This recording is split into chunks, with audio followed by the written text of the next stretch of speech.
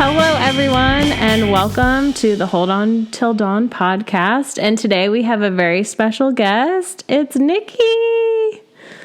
Hi. Thank you so much for being here today. I'm so excited. You're my first guest. I know, that's so exciting. I feel so honored.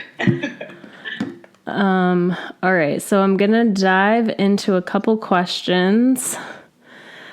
So, the first thing I want to talk about is we both have the AFSP in common because it's both something that we both care a lot about.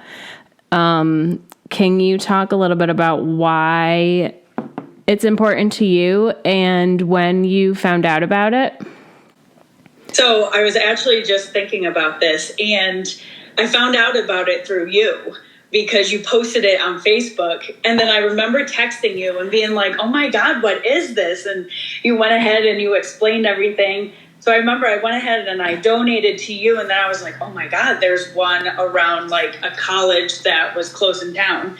So then I signed up to do it, and then I've done the walk 3 times now. But yeah, you were actually the one that got me into the walk. Oh, that's so funny. I don't even remember that. So I did an episode a week or so ago where I talked about like how I found out about the AFSP, and I don't even honestly remember. I think maybe it was like a suggested post and it just like came up, and then I was just like, okay, well, here we are. And then I posted about it, and then I was like, that was so long ago though. That was 9 years ago that I found them.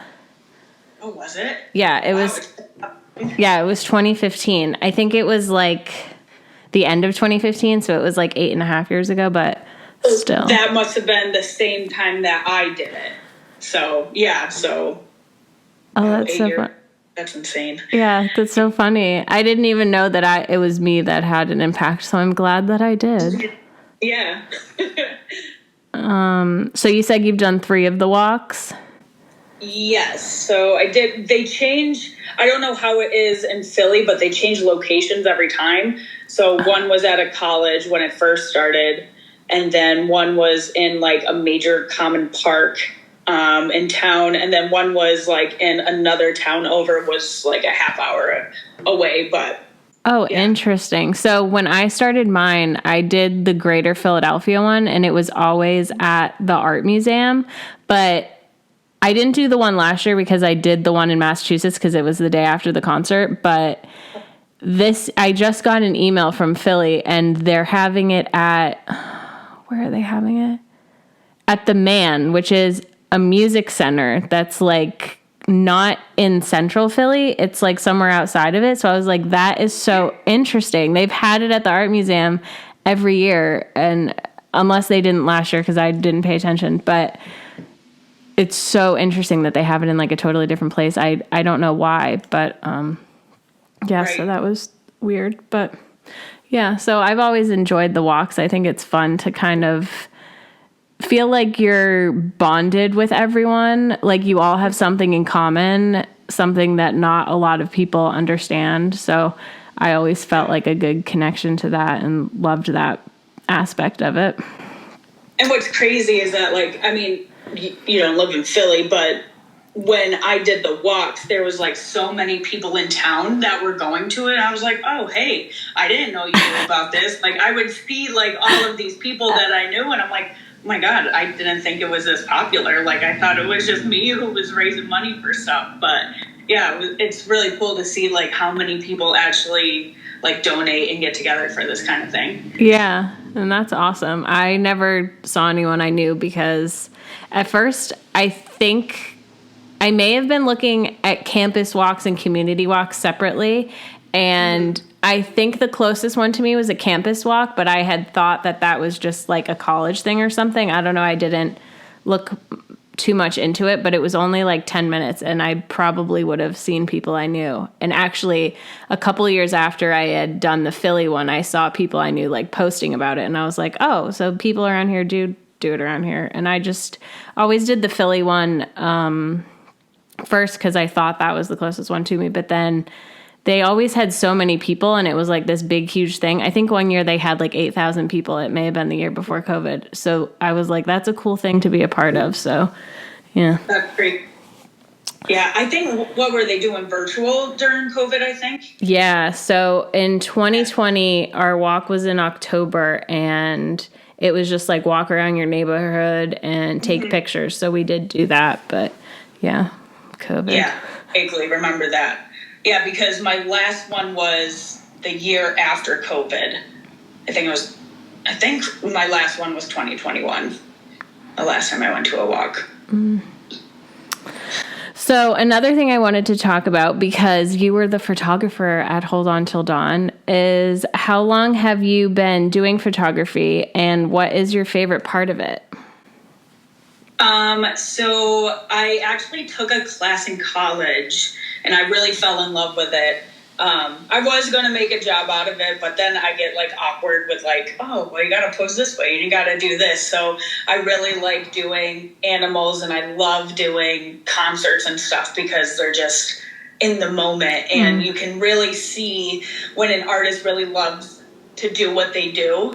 You can capture that in a picture, and I think that's my favorite part about doing the concerts and stuff, is that I get to see them in like their element. Yeah. Yeah, that's what I was looking for. Yeah. That's awesome. Yeah, I talked in one of the episodes about how like concerts are such a happy place, and how it's hard to explain the emotions you feel when you're at like one of your favorite concerts. And so I think that photographing it is a great representation of taking something you love and making it art. And it's just, it's really awesome that, and I'm so grateful to have had you be a part of both the concerts.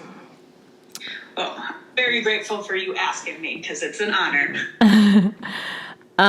So speaking of the benefit concerts, so you were at both of them. And I'm going to talk about the first one first, obviously.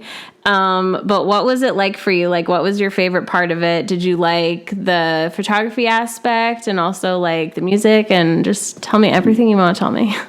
I kind of loved all of it. I mean, I got to go to Delaware. So that was cool. I've never been there. Oh, really? I didn't know that. That was my first time. I mean, when my parents, like, when we went to Florida and stuff, we would drive through Delaware, but I never actually stayed in Delaware, so that was actually kind of cool. But obviously Tony being there, that was great, because my sister and I were big fans when we were younger, so Same. Had a little starstruck moment. But I loved the behind the scenes stuff, like getting ready and doing sound check and stuff. Like, I've only ever seen that with like Big Time Rush. Like, I've had to pay for it. So like behind the scenes and like being a part of the crew was really cool. But again, I loved taking the pictures because, I mean, like Tony and Marjorie, for example, like you can tell Marjorie's very animated. She's very theatrical. She loves what she does. So like taking pictures of her was really fun. And then Tony was like the complete opposite. So when you got to see him just be like, just sing acoustically and like not give a care in the world what is happening, it was cool. Yeah. To see all of the different aspects of it. Their energy was like the variety that you had.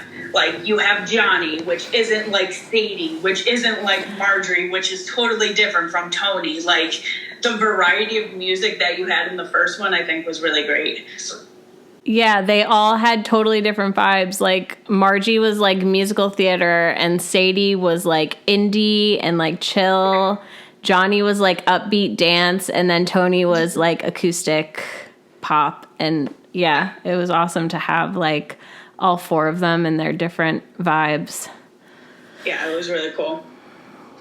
Okay, so in comparison, how was the second one? Different or similar or? I had my sister there with me that time, so that was cool that I got to be down on the floor taking pictures, and then she took pictures above. How many more artists did you have? You had like a couple more artists, didn't you? You had what, 6? So the first time there was 4. The second time there was Was it 5? Yeah, 5. Yeah.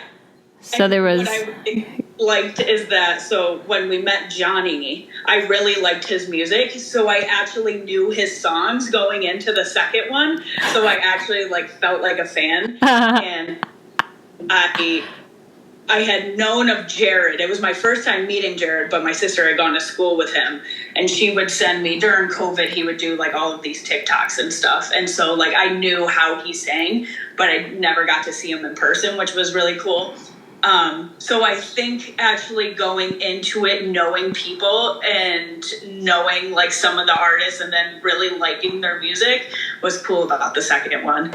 And then we had the banner and we had all this stuff. We had different things than we did the first time around. I feel like we were a little bit more organized. You knew what you were doing. You knew how everything wanted to go and stuff like that, because it wasn't your first time doing it this time. Right. The first time I was a complete nervous wreck because I didn't know what to expect. So the second time I was so much more chill, but at the same time we had so many different elements. The space was 3 times as big. We had the banner, which was so awesome to have that as a backdrop. We had a backdrop on the stage, I was able to put the artist names. That part was cool. And then bigger space for raffle tables. Mm-hmm. And I liked how the artist could bring merch too. Yeah, there was lots of space for that. Cool. I liked that idea. Although I was a nervous wreck at the end because I knew that you were getting proposed to. So I'm if I don't get these pictures right, I'm going to ruin everything. I was so I better get these right. And so I kept going up to everybody. I go, when is he doing it? When is he doing it? I have to know exactly what time he's going up there. I have to be in the moment for it. And you did. You got awesome pictures for it. You did. It'd be obvious that I'm taking so many pictures. So I'm going to take pictures of the raffle. Which you took as many pictures of the raffle for this concert as you did for the other one. So it's not it was out of the blue, you were just doing your job the way you should. I just didn't want you to be suspicious if I was taking more pictures of the raffle than I was of the show. Because I've never done an engagement before, and it nobody knew about it. Well, yeah, everybody knew about it, but nobody in the audience knew about it. Right. And I did the math today, and we've been friends for almost 13 years or so. So watching my friend of 13 years getting proposed, I'm I want to watch it, but then I got to take these really good pictures of her. It was very nerve-wracking. So oh, I can imagine. Well, you did a great job, and I was really lucky to have those professional photos of that. So good. I'm glad. All right. So on a different note, so this podcast is about music and the concert, but it's also about mental health. And I'm wondering, when you're having a bad day or going through a tough time, what is something that you have done or you would like to do to pull yourself out of it? I try to distract myself. It's a little bit easier now that I have a dog because I can just take him for a walk and clear my mind. Just I listen to TV shows that I've already watched before, in a podcast. So I'll put on The Office or whatever, and then we'll go take a 2-mile walk, and I'll try to clear my head.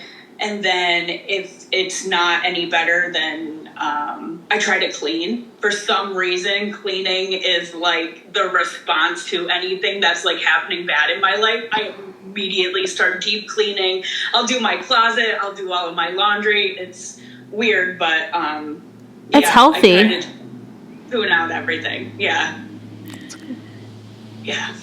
Take a walk, work out, do something to get my mind off of things. Yeah, I think doing something physical in a healthy way is definitely a really good response to stress or negative or anything that's upsetting. Absolutely.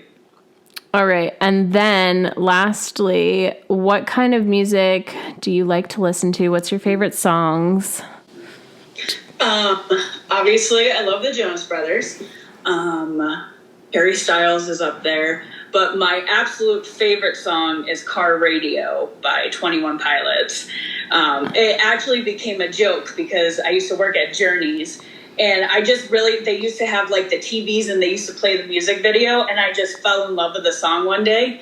So it's on like a 4-hour repeat. So every time the song would come on, they would be like, "Stop, Nikki's song is on." It was, that song got me through my dad's brain surgery and like a lot of tough times in my life. So that's my top favorite song is Car Radio by 21 Pilots. Okay, good. I'm going to make a like Spotify playlist of every guest I have's like favorite song. So that your song is number 1. We're going to add that to the playlist. What was it called again? Car Radio. Car Radio by 21 Pilots. Okay. Yeah. Listeners out there, you got to listen to that song and it's going to get you in the positive mood. All right. Well, I think that's all my questions. Do you have anything else you want to say to the listeners? Just keep your head up. In words of Jared Padalecki, always keep fighting. Somebody is out there, always root for you, even when you think that you're alone. You're not.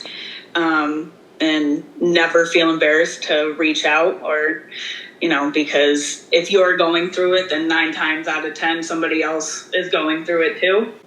Yeah, I guess that's all. Okay, thank you everybody for listening, and thank you, Nikki, so much for being here today. Bye, thank you. Bye. See you guys next time. Thank you so much for listening. Our website is holdontilldawn.com, and our email is holdontilldawn@gmail.com. You can follow us on Instagram at holdontilldawn and on Facebook at Hold On Till Dawn Benefit Concert. See you next time.